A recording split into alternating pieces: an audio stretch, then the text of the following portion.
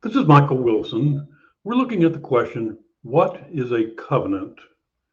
So generally speaking, a covenant is a promise between two or more parties to perform certain actions.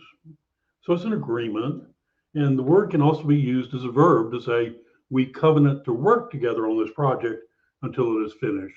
So a covenant is very similar to a promise. The concept is significant in the scriptures. In fact, the word testament is really another word for covenant. So the Bible is broken down into two parts. We know the Old Covenant or Old Testament and the New Covenant or the New Testament. So covenant was a well-known concept in ancient times, and covenants could be made between two equal parties or between a king and a subject. We have similar concepts today. They're agreements, they're contracts.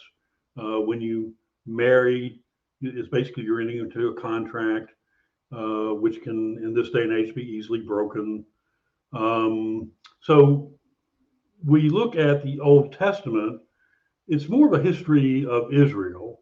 It's really a history of the covenant in which God revealed little by little his character and his plans and his purposes for mankind. Most Bible scholars recognize several major covenants in the Old Testament in which God promises to do something. So after the flood, God made a covenant with Noah, and then God made a covenant with Abraham, and then God made a covenant with Israel, and God made a covenant with David.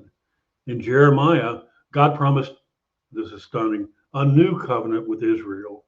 Israel had repeatedly violated the terms of all the previous covenants. They just at one point didn't care, walked away from them. But God promised this would be different because the hearts of the people would be changed so they would want to be faithful. This is fulfilled in the new covenant or the New Testament with the coming of Jesus and the indwelling and empowering of the Holy Spirit who gives people the desire to obey him. What was a surprise to some is that the Gentiles, the heathen, were also included in this covenant. So the concept of covenant may have been lost in modern society, but God has still made a covenant with us. He has an agreement with us. And while contracts can be broken, one party just has to say, sue me, and they walk away. God is not that way.